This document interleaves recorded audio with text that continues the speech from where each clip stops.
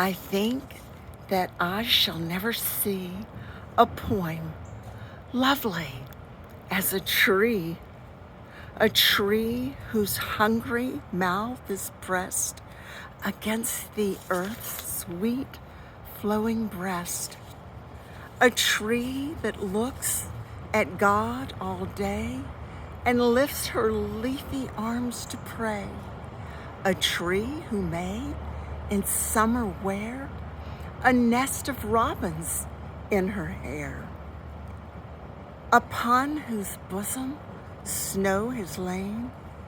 who intimately lives with rain. Poems are made by fools like me, but only God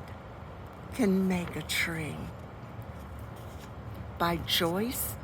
Kilmer,